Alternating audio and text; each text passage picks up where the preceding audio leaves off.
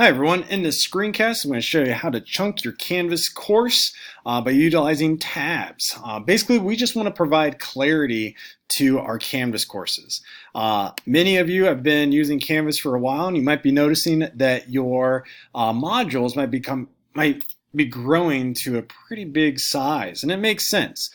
This is called the SAMR model, and as you kind of get more and more built into your Canvas courses, you kind of follow this kind of natural transition here. So you work your way starting with substituting. So for example, I know for me, when I began using Canvas, I substituted my paper-based tests with tests in Canvas because I really liked the fact that Canvas would grade it for me. That's where the technology acts as that direct substitute, but there's no real change there from the student's perspective. Fast forward 4 or 5 years, where we're using like gamification and all kinds of crazy fun things. That's where we start talking about redefining the educational experience for both the students and the teachers. But along the way, you might start to notice that those modules become so big. And this is going to be my discussion for next week's Lunch and Learn, but just kind of give you a preview here, and something to think about is what should a module represent? So many of us, and I did this when I started out as well, is a module to me was a unit. And it makes sense when you first start out because you probably don't have a ton in Canvas. So if I just have a test, then one module would have a test, maybe a couple study resources, maybe a few other items if I could get like a Chromebook cart scheduled during a unit for a couple days. But once we're one-to-one, they're starting to use Chromebooks more, that module begins to grow. So then kind of challenge you to think, well, how can you manipulate that module to better reflect your teaching and meet the needs of our students? So instead of an entire unit, what if a module represented maybe one lesson in a unit? Or maybe even smaller? Could it represent one learning target of a unit? Or maybe even smaller, could it represent kind of like Bloom's taxonomy, like one way of kind of going about and leveling the modules? So maybe you have a learning target where they're just recalling the information in it, and that would be one module. Maybe you have where they're analyzing, kind of higher level thinking, and maybe that module is the same learning target, but they're analyzing. And maybe you have a third module based off the same learning target, but this time they're creating with using that same learning target. So now you have 3 modules, all one learning target, but broken up a little bit for the students. So that's going to be something that we're going to talk about next week. But this week I want to focus in on how, again, can you condense those modules, condense that course so it's not so overwhelming. So from the student's perspective, when you go and you have a module full of 30 different activities, that's something that I did have, it overwhelms them. They feel like you're just throwing so much work at them, and you can just see that change in their body language. So I just want to encourage you to try to break that up, and here's some strategies on how to do that. So what I want to show you is, here's an activity that I had in my course, and this is just key concepts. It's listed as a quiz. It really wasn't a quiz. It was more or less just assessing, and where they kind of analyze the information a little bit, practice recalling information.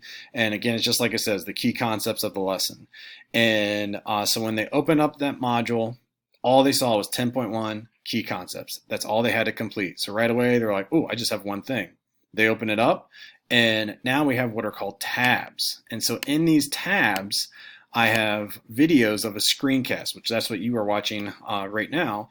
And the screencast breaks up this lesson, the 10.1 lesson, into 3 parts.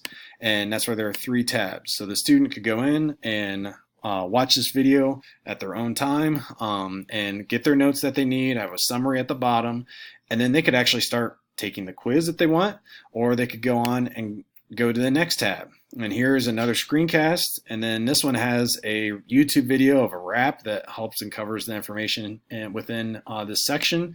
And then lastly, I have another tab with another screencast. In the past, I would have the key concept quiz would be at the bottom of the module. Here, this screencast would be an item. This screencast would be an item. This YouTube video would be an item in the module, and this would be an item in the module. So right here, there would be about 4 different items within a module, but now there's just one item in the module, and then the key concepts is broken up. The other thing I love about using tabs is as a student loads this up on their Chromebook, it's all on their screen. They don't have to go anywhere else to navigate. I really like that. It keeps it a little less overwhelming from the student's perspective. You can also tab questions. So here in a quiz, this has 4 tabs, and here's a video of me reviewing a microscope, labeling a microscope, and here's a, whoops, I clicked the wrong button, I apologize. Here is a Quizlet that's embedded into this question, so yeah, you can embed Quizlet in here, and then lastly is the actual question, which is a matching question, and they practice identifying the parts there, and that's what's being assessed. So lots of cool things you can do. You can use tabs on a page, you can use on an assignment, a quiz, or even a question in a quiz. So let's talk about how you can set this up. First thing, a couple housekeeping things, is go ahead and install the permanent clipboard. So just install this, and what that does is it'll add a little plugin right here, and you can click it, and it's kind of nice because now if I want like my code that we're talking about here or anything else, I can go and it'll copy and add it to my clipboard right away. So I used to use this for quizzes and test feedback or paper feedbacks.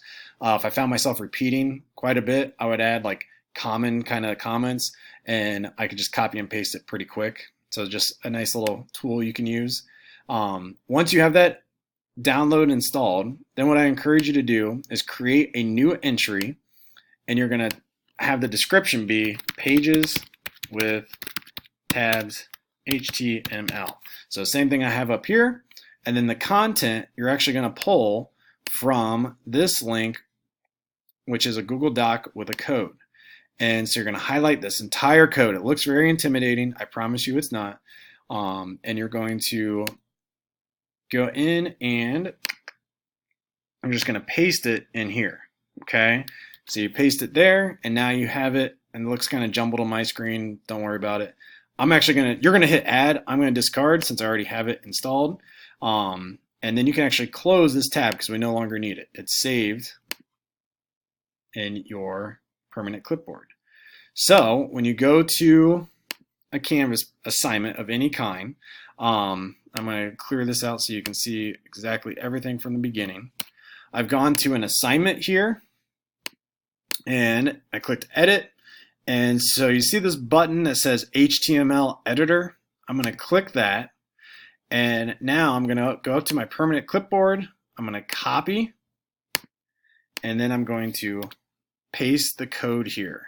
Okay, so a couple things to point out is essentially, and I'm not a coding expert at all, make sure you did get the whole code from that doc, and then the only thing you have to do from this screen is you just want to go and rename the tabs. Okay, so I'm going to find in between these carrots, and you can name them anything you want. For today, I'm going to say Pacer. I'll go Dempsey, and I don't know, Bacon. So then from there, I hit Rich Content Editor, and you see it doesn't look like I have tabs at all. That's okay. We didn't lose the tabs. I'm going to go down, and I'm going to hit Save to kind of prove it. Okay, and maybe at first, as you get through it, anytime you make a change, hit Save, because it's not like Google Docs where it saves automatically. But now you see I have 3 tabs here, and they're each line up with the name that I gave them. And what's nice is where it says tab 1, that's the header for this tab. I can name this anything I want. So maybe I name this Introduction, but then the tab header is Introduction to Cells, or Introduction to Rome, whatever you're teaching. Couple other things to point out. I have a header and footer here. They appear regardless of what tab I'm on. So if I go back to my example from earlier, I use the header for my instructions and footer for a little reminder. You don't have to use this. You can always delete it if you want, but that's just something to kind of use. And so this is a great way to house different information for your students. And I just want to encourage you to go take some time, kind of play around with it, and try it out. Feel free to reach out anytime you have any questions whatsoever, and I'll be glad to help you.